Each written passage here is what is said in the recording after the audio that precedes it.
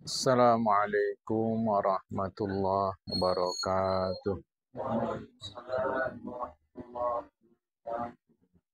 Alhamdulillahi rabbil alamin. Wassalatu wassalamu ala asyrafil anbiya'i wal mursalin. Habibina wa maulana Muhammadin wa ala alihi wa sahbihi ajma'in. Man yahdillah fala mudilla lah wa man yudlil fala hadiyalah. Qala al-musannifu rahimallahu ta'ala wa nafa'ana bi'ulumihi fid darain amin. Thumma qala wasalisul ilahiyatu wa huwa bahsun an zatillahi subhanahu wa sifatihi wa huwa aydan dakhilun fil kalami. Yang lalu kita sudah bincang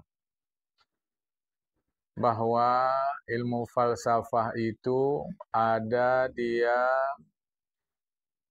satu ilmu handasah dan hisab, yaitu ilmu teknik atau ilmu ukur dan hitung.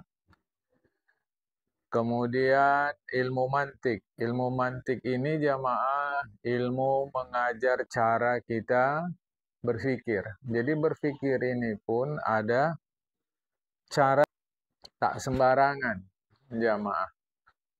Kita diajar bagaimana cara berpikir, bagaimana cara bertutur. Nah, itu di dalam ilmu mantik. Tidak sembarangan jamaah.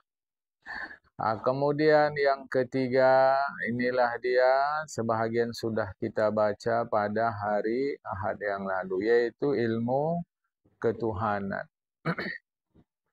Ilmu ketuhanan itu membahas zat dan sifat Allah. Masuk jugalah dia di dalam ilmu kalam. Itulah yang hari-hari kita belajar ilmu tauhid, wujud, qidam, baqa. Tetapi jamaah bagi kita cukup sebatas kefarduan saja. Cukup sebatas kefarduan kita tahu tentang Allah. Karena sampai halus-halus itu fardu kifayah. Kau yakin ada Tuhan? Yakin. Nah, yang di dalam bahasa Arab disebut Allah. Sudah. Yakin kau Tuhan punya sifat yang elok-elok, yang baik-baik, yang sempurna-sempurna, yakin. Maka nanti pengantar diajarkan Imam Ghazali, Allah bersifat begini, begini, begini, begini. Nah, jamaah. Ya. Halus-halus tidak. Wal falasifatu lam yanfaridu fiha binamtin akhara minal ilmi. Sementara ahli-ahli filsafat, mereka tidak hanya berada dalam satu corak ilmu saja.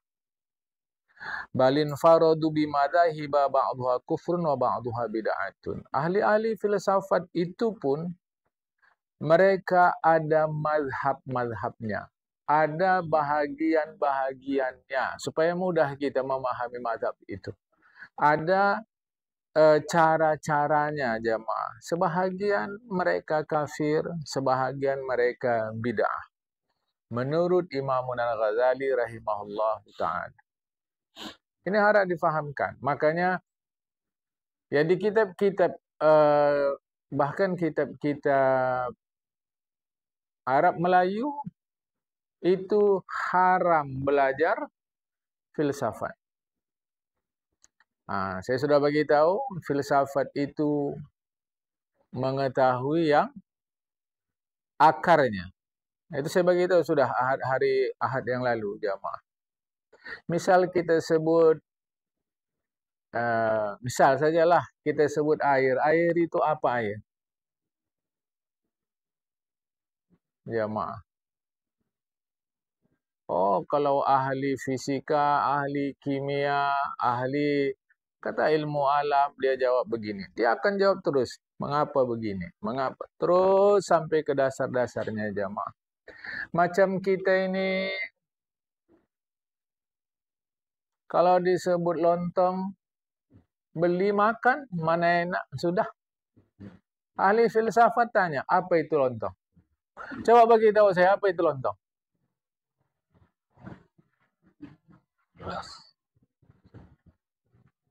Oh. Sejak kapan lontong itu beras?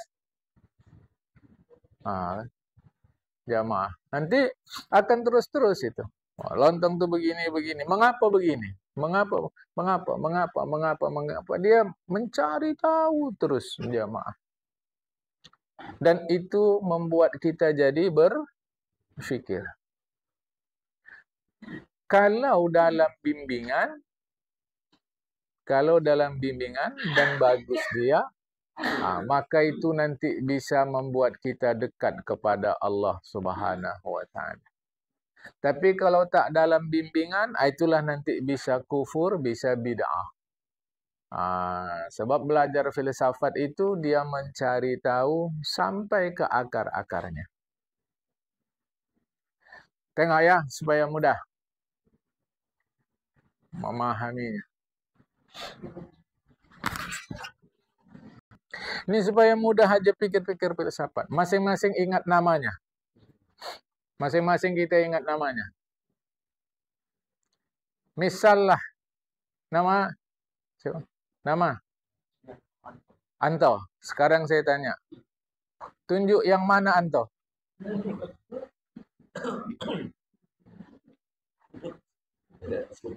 Masing-masing. Mana? Coba masing-masing dengan nama kita.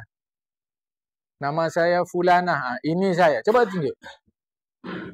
Sekarang saya minta tunjuk. Mana yang nama Anto? Coba ada. Ya. Ada. Ada. Jadi saya ditanya oleh dosen falsafah saya, Mas Zulfan yang mana? Nih, saya mulai saya. Loh itu kan jarinya Mas Zulfan. Mas Zulfan yang mana? Loh itu dadanya. Sekarang saya tanya kita, mana nama kita dulu mana? Yang mana orang yang namanya Fulan atau Fulanah itu? Yang selama ini kita nggak pernah sadar itu. Ini cara berpikir falsafah. Coba tunjuk. Apalagi selama ini yang namanya Fulan, angkat tangan. Ini angkat tangan atau nunjuk asbes? Coba, kita selama ini tidak sadar, tapi jalan saja karena pikiran. Jadi kalau pikiran falsafah itu dia menanya tentang sesuatu, dia tanya. Sehingga ketika nama kita Anto, tak mampu menunjuk yang mana nama Anto, pertanyaannya, Anto itu apa? Atau Anto itu siapa?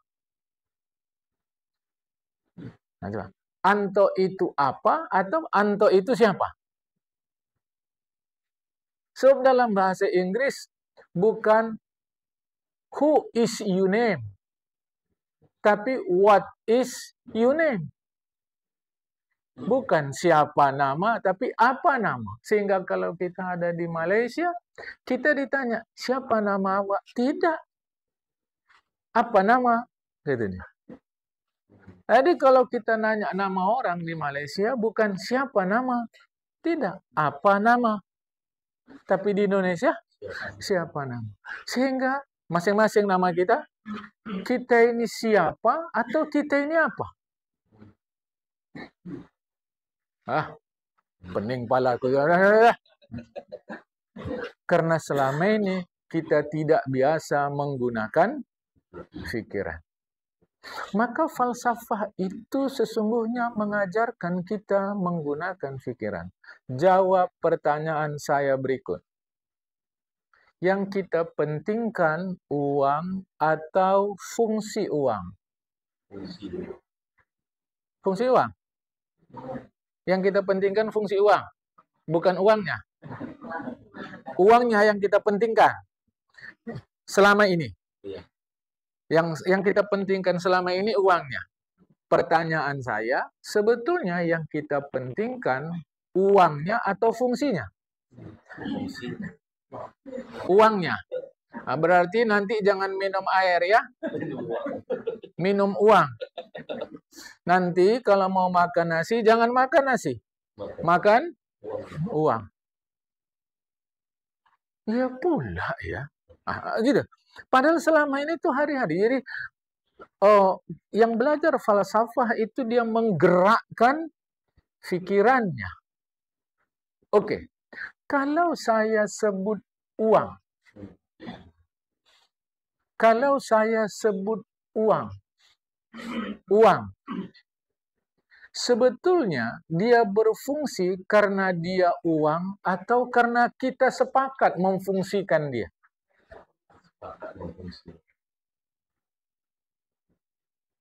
Alah, nggak ngerti kami pun.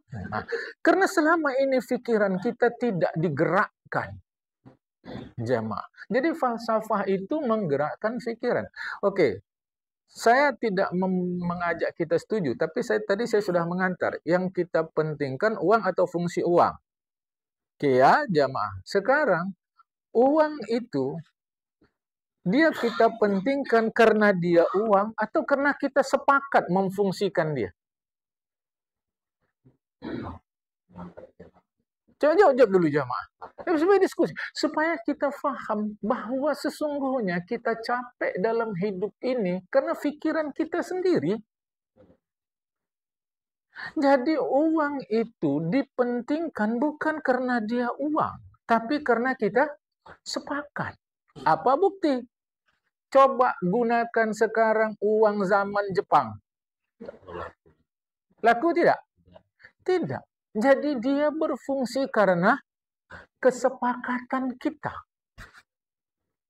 Bukan karena benda dia.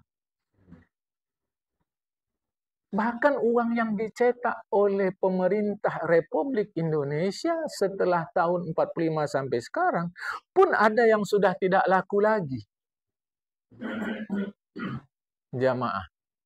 Yang oleh pemerintah tidak kontan dibuat tidak berlaku, tapi tetap dianjurkan untuk dikembalikan kepada negara. Betapa lelahnya kita menjadi budak uang, padahal uang itu berdasarkan pikiran kita sendiri. Kalau kata kita uang ini berlaku, berlaku. Kalau kata kita tidak, tidak. Artinya kita menjadi, ini bahasa saya udah terlampau tinggi ini jamaah. Artinya kita menjadi orang yang dipenjara oleh pikiran kita sendiri. Maka keberlakuan uang itu karena kesepakatan kita. Padahal yang kita perlukan adalah fungsi uang. Nah, pagi ini kita mau punya uang untuk beli beras. Ternyata begitu sampai di rumah beras sudah ada. Tuhan bekerja dengan caranya sendiri. Masihkah perlu uang untuk beli beras? Pagi itu? Tentu tidak. Jamaah, tentu tidak. Selepas itu kita, ya apa lagi pikiran? Beras sudah ada, tinggal masak. Oh, besok anak mau sekolah. Uang sekolah. Ternyata dengan cara Tuhan sendiri, uang sekolah itu bisa diselesaikan. Masih perlu lagi uang untuk uang sekolah itu? Tentu tidak. Saya bukan mengatakan tidak perlu uang. Saya ingin menjelaskan kepada kita bahwa yang kita perlukan dari uang itu adalah fungsinya, bukan bendanya. Tapi sayangnya kita tunduk pada bendanya, lupa kepada fungsinya. Sehingga ketika uang kita nggak ada, pikiran kita menjadi suntuk. Padahal bisa saja kita bekerja tanpa uang. Nah, kalau dikaji lebih lanjut jamaah, itu namanya kaji makrokosmos, mikrokosmos. Alam besar, alam kecil. Hidup kita ini, saya bukan bilang tidak perlu uang. Salah. Saya hanya mau menjelaskan fungsi uang. Karena uang ini jamaah, uang ini ciptaan manusia. Sebab manusia diciptakan Tuhan bisa hidup tanpa uang. Bisa hidup? Jamaah. Kalau hidup ini mesti ada uang, maka sejak Nabi Adam Allah ciptakan mesti ada uang. Tapi nyatanya tidak. Uang ini baru adanya. Dalam sejarah manusia nanti jamaah uang ini baru. Uang kertas lebih baru. Uang kertas ini baru ada sejak Perang Dunia Kedua. Sebelumnya nggak ada uang. Tapi bukan berarti saya mengatakan tidak perlu uang. Bukan begitu. Karena kita sudah hidup dalam sistem pakai uang. Dulu uang itu tidak ada kertas, adanya logam. Dulu masih ingat kata-kata benggol. Jamaah, belakangan baru ada kertas. Oke. Sebelum itu, salah satu mata uang adalah daun pohon. Daun pohon ini. Jadi kalau orang lihat daun sama dengan kita sekarang lihat kertas. Uang itu. Sama aja, mah. Dalam perjalanan sejarahnya, satu masa uang itu kulit kerang. Jadi siapa yang punya kulit kerang banyak, persis sama kita sekarang. Siapa yang punya kertas banyak. Oke, saya mau tunjukkan lebih lanjut. Yang berharga dari uang itu adalah fungsi. Karena itu, baru nanti para ahli berpikir, apa yang membuat fungsi uang begitu hebat? Sehingga satu negara uangnya lebih hebat dari negara yang lain. Uang Indonesia rendah, jamaah. Kita pindah ke Singapura, ke Malaysia saja, uang Indonesia rendah. Padahal sama kertas. Apa yang membuat dia berfungsi lebih dari yang lain? Saya ingin ajak cara berpikir falsafah. Ini bisa luas, bisa sempit. Sekarang saya pindah. Yang kita pentingkan dari makan itu apanya? Kenyangnya. Berarti sama dengan hewan, malah kita lebih hina dari hewan. Sebab hewan makan hampir nggak pernah kekenyangan. Hewan makan cukup. Makanya ketika hewan dipelihara manusia, dia jadi persoalan. Dia jadi persoalan. Tengok saja jemaah, ini yang melek-melek internet. Masa ada kucing peliharaan obesitas? Obesitas artinya itu bagaimana kucing kok kegemukan? Saking kegemukannya kucing dibawa ke dokter hewan, diolahragakan supaya balik kurus. Itu ulah manusia, bukan ulah kucing. Maka yang kita pentingkan dari makan itu ujung-ujungnya apa? Yang kita pentingkan, bukan yang kita buang. Tenaga, badan sehat. Kalau badan bisa tetap sehat tanpa makan 2-3 kali sehari, masih perlukah kita makan 2-3 kali sehari? Kalau gitu yang hari ini kita makan 2-3 kali sehari itu untuk apa? Kalau nggak usah gitu-gitulah Pak, yang penting makan aja udahlah. Karena kita tidak diajar berpikir. Sehingga ahli-ahli mengatakan sesungguhnya manusia makan hanya perlu sekali sehari. Itu ahli mengatakan. Tapi kita tak pikir. Jamaah, kita tak pikir. Bahkan sekarang ini ada namanya Saya baru belakangan tengok-tengok. Ada belakangan ini namanya IF. Intermittent fasting. Puasa jamaah. 12 jam, 18 jam. Dan makannya sehari cuma sekali. Oh iya, jadi kami kenapa makan sampai 3, 4, 5, 6? Apa iya kami perlu makan sebanyak itu? Ya, peninglah kau tuh. Banyak kali cakap kau. Udahlah makan aja lah kita. Karena selama ini kita tidak dilatih menggunakan pikiran kita. Itulah falsafah. Sehingga kalau falsafah ini tidak dibimbing, apa iya ada Tuhan? Nah, maka arahnya nanti ke sana, sehingga Imam Ghazali katakan sebahagian falsafah ini kufur, sebahagian bid'ah. Nah, karena nanti ada falsafah itu mengatakan Tuhan tak ada. Tuhan itu hanya khayal-khayalan manusia saja. Nah, gitu ya jemaah. Kalau keliru. Tapi kalau bagus belajar falsafah, bahkan ketuhanan kita semakin kuat. Jemaah. Ini yang kita melek internet. Dia tidak bahasa kita diet. Kalau bahasa sebenarnya diet. Dia tidak diet, jemaah. Tidak diet. Saya baru dalam seminggu ini lihat videonya. Tidak diet sama sekali. Makan apa saja makan. Makan saja. Ya, tapi jangan berlebihan. Boleh saya konsumsi ini, boleh saja.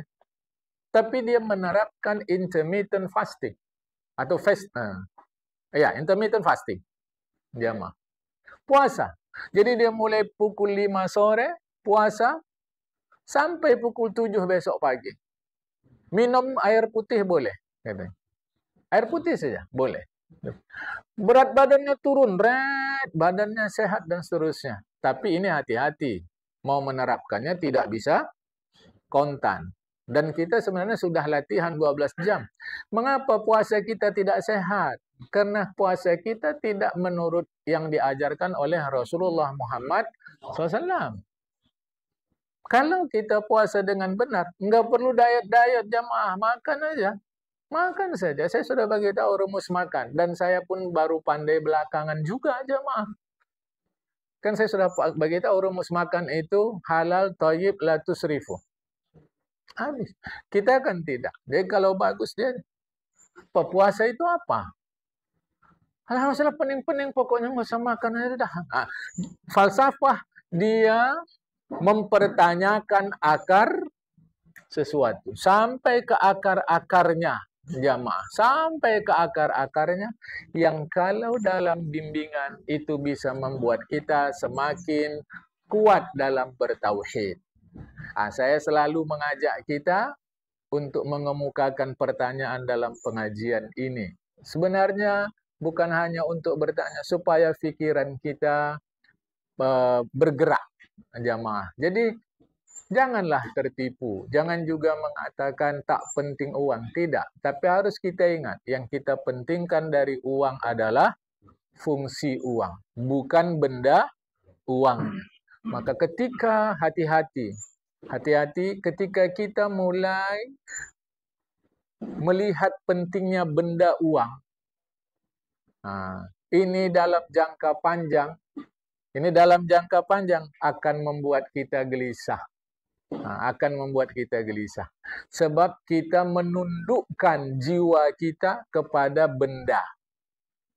Padahal sesungguhnya yang kita pentingkan fungsi. Jamaah. Wa kama anna al-i'tizala laysa 'ilman bi ra'si bal ashabu taifatun minal mutakallimina wa ahli al-bahsi wan nadari wan faradu bima dahiba batilatin fakadzalika al-falsafatu. Sebagaimana di dalam Islam ada kelompok namanya Mu'tazilah. Mu'tazilah itu begini, jamaah. Ahlus sunnah wal jamaah yang kita selama ini ada, yaitu Asy'ariyah dan Maturidiyah, menjelaskan akal ini fungsinya memahami wahyu. Ringkasnya, akal ini fungsinya memahami Al-Quran. Sehingga kalau tanpa wahyu, kita tak bisa tahu mana benar, mana salah. Tetapi Mu'tazilah tidak. Mu'tazilah mengatakan dengan akal kita bisa tahu mana benar, mana salah. Rukun Islam Mu'tazilah berbeda dari yang kita umum.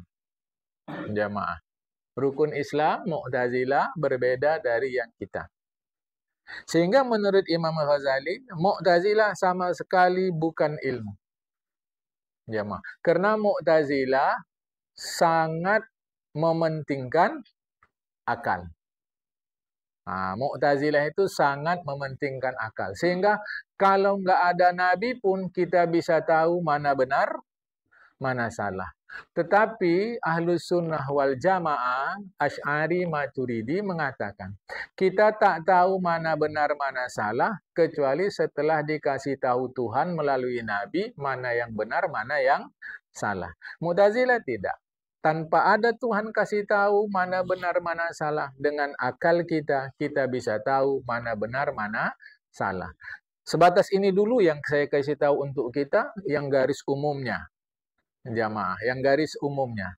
Lebih di luar dari persoalan ini, saya ingin bagi tahu, akal kita itu penting. Akal kita itu penting. Gunakan akal kita sekurangnya untuk memahami agama. Bahkan orang-orang Mu'tazilah ini, kata Imam Ghazali, termasuk kelompok ahli ilmu kalam, suka membahas, membincangkan sesuatu. Mereka pun ada mazhab-mazhabnya. Yang menurut Imam Ghazali, mazhabnya salah. Begitu juga ahli-ahli falsafah. Nah, padahal Imam Ghazali sendiri pun ahli falsafah. Tentu yang dimaksud Imam Ghazali ini adalah falsafah yang tidak dibenarkan. Kalau falsafah itu menguatkan fikiran kita untuk mendukung ilmu tauhid kita, tak ada masalah sama sekali, jamaah. Sebab di dalam Islam banyak ahli falsafah. Imam Nawawi, Imam Ibnu Hajar, Imam Ramli, itu bukan ahli falsafah. Sama sekali. Sampai ada dapat kita, tengok ini ya, saya mundur ke atas jamaah, mundur, atau naik ke atas, mundur ke belakang. Tengok, tadi saya bilang saya mundur ke atas ya. Ada yang sadar saya salah? Nah, itu. Kan saya koreksi sendiri. Naik ke atas, mundur ke belakang. Itu, dalam kita bertutur itu belajar dalam ilmu mantik. Itu belajar dalam ilmu mantik, ilmu bertutur jamaah. Itu diajari.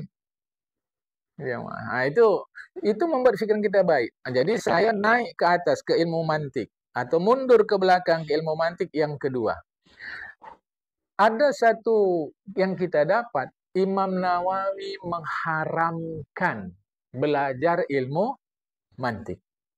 Tetapi Imam Ghazali berfatwa, katanya ini kalimat berikut ini asal dari Imam Ghazali. Man la mantiqalah la yusaqu bi'ilmihi. Orang yang tidak punya ilmu mantik, ilmunya tak bisa dipercaya. Padahal Imam Nawawi mengharamkan ilmu mantik.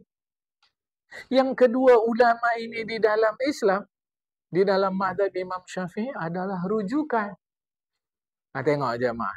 Makanya kalau Imam Ghazali di sini mengatakan bahwa Mu'tazilah salah begini begitu, falsafah salah begini begitu, ilmu kalam keliru begini begitu.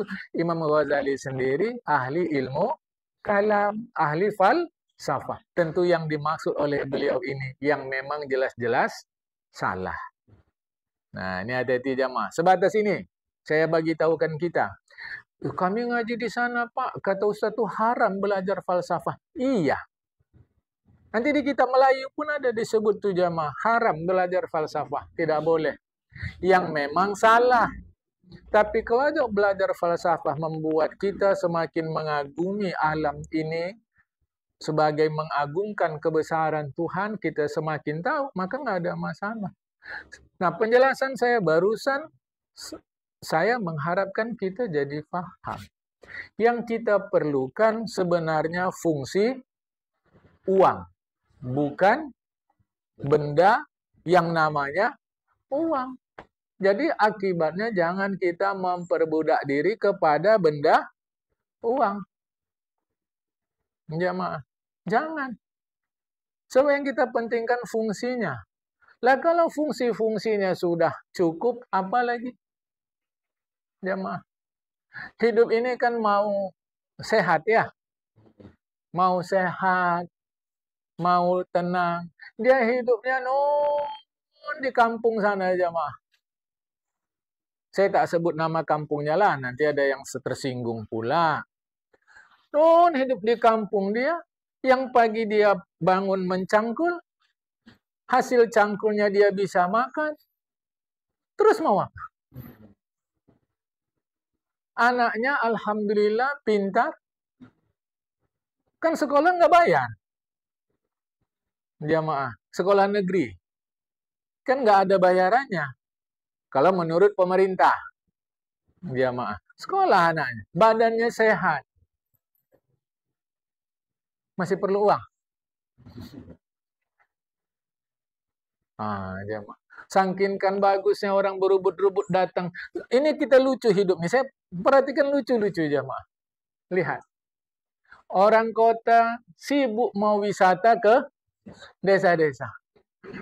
Sehat kali Bapak ya. Tapi diajak hidup cara Bapak yang sehat itu nggak mau. Maunya balik ke kota, balik cari uang lagi. Bapak yang di situ, jangankan rekeningnya, uangnya pun nggak ada. Nggak ada uangnya. Jadi macam mana Bapak hidup? Umur Bapak berapa? 85 nak. Macam mana Bapak hidup? Dia pun heran kok ada pertanyaan macam mana sedangkan dia sudah 85. Coba jemaah. Jangan salah paham. Nggak perlu uang. Oh, saya nggak bilang begitu. Kita tidak bisa terlepas dari uang hidup kita yang di kota. Tapi saya ingin mengajak, jangan keliru. Yang kita perlukan bukan uangnya, tapi fungsi uangnya. Jamaah, ini cara berfalsafah itu begitu, jamaah. Cara berpikir falsafah itu mencari akar masalah. Bukan akar masalah. Kalau cari akar masalah, pertanyaannya apa itu masalah? Sesuatu yang kita anggap selama ini masalah boleh jadi bukan masalah. Atau masalah bagi A, tidak masalah bagi B. Boleh jadi begitu. Jamaah. Makanya orang-orang alim, kita rujuk ke ulama lah jamaah. Orang-orang alim yang benar-benar alim, kalau kita jumpa mereka enak. Enaknya sesuatu yang kita anggap jadi masalah, sebetulnya tidak. Dan kalau betul masalah, mereka kasih tahu, tek, ini dia. Ini jalan keluarnya. Kalau betul-betul alim, jamaah. Tapi kadang dalam hidup ini kan tak begitu. Diajaknya awak berdua Pak ke sana.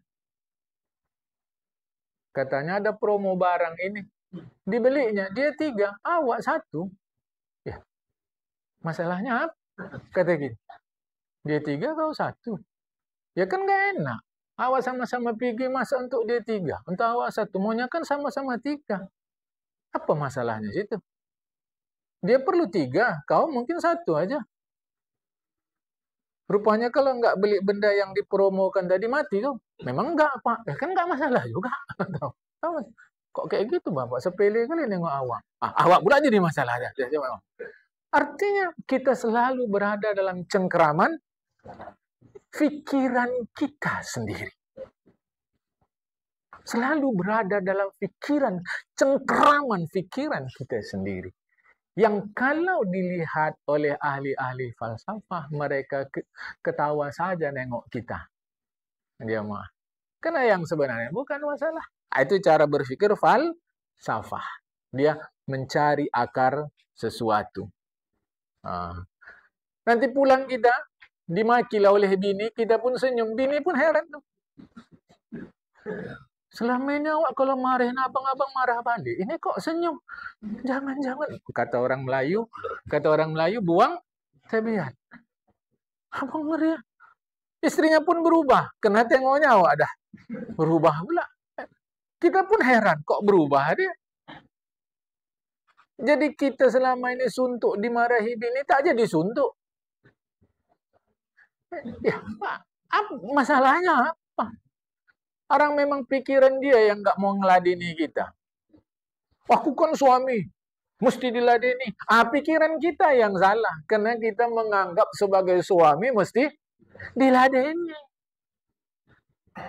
Coba kalau pikiran kita, aku suami adalah mitra istri. Kan nggak ada pikiran kita mau diladeni. Mau diladeninya bagus, nggak diladeninya sudah. Karena aku bukan raja diraja. Aku adalah mitra dia. Si istri pun gitu. Nggak pulang-pulang laki awak, Pak. Ya, masalahnya apa? Kecuali kalau dia nggak pulang-pulang, takut kita terjadi bahaya. Jamaah, itu oke. Keselamatan itu penting. Kalau nggak, iya Pak, udah 3 hari, uang belanja kau kasih. Memang kasih, ya selesai apa masalahnya? Tapi kalau di luar nanti dia Pak kawin lagi. Apa kalau kau ikat dia tak kawin lagi? Kau ikat dia di rumah, pakai tali. Bisa tak dia kawin lagi? Hah? Bisa tak? Bisa, masalah apa? Bukan, maksud saya begini. Sayang hidup kita yang sejenak kalau kita dicengkram oleh pikiran kita. Hampir berbagai masalah lebih karena cengkraman pikiran. Sudah, jadi sesungguhnya kita jamaah ini harus hati-hati. Ya, jadi cuma kalau berfalsafah ini kalau tidak dibimbing dia itu bisa jadi salah. Bisa jadi salah nanti jamaah. Sebab pikiran kita ini kalau tak ada yang membimbing, itu bisa kemana-mana.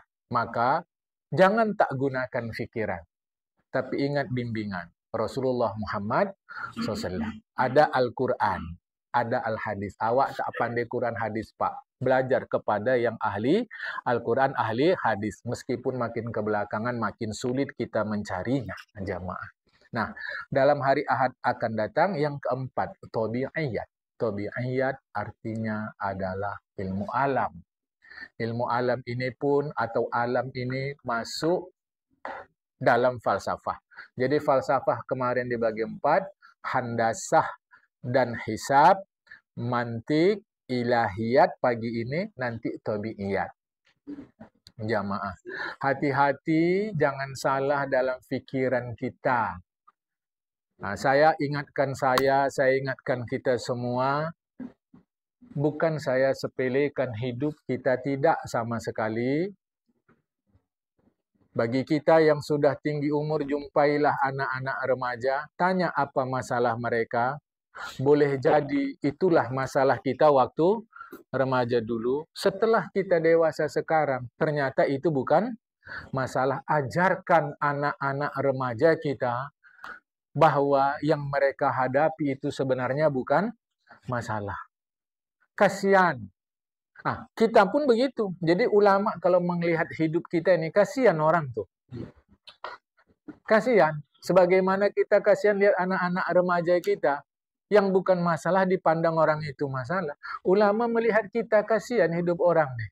Memberat-berati dirinya sendiri. Sebab itu kita perlu jumpa dengan orang-orang yang lebih dari kita dalam pengalaman, dalam kebijakan, dalam seterusnya.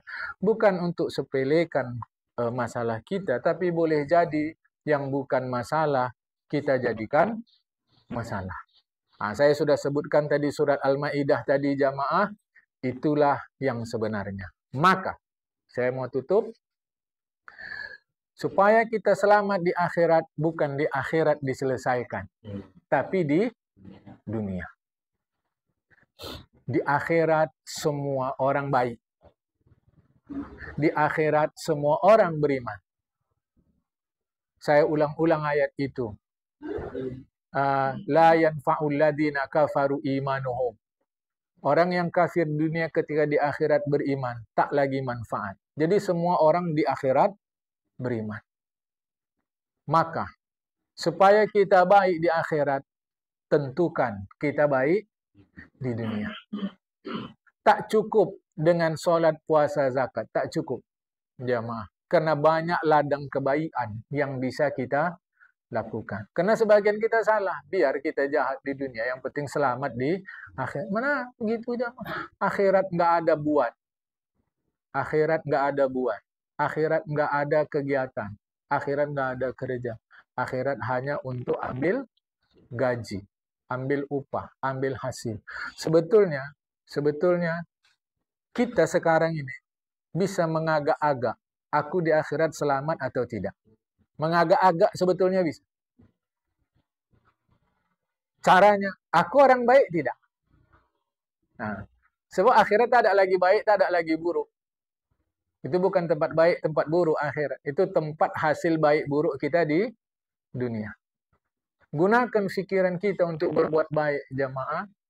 Ya, mungkin ada 10 kebaikan yang diajarkan agama. Pagi ini sampai hari umur kita sekarang baru 3 yang kita lakukan. Mudah-mudahan sampai mati bisa meningkat jadi 5. Walau tak bisa sampai 10.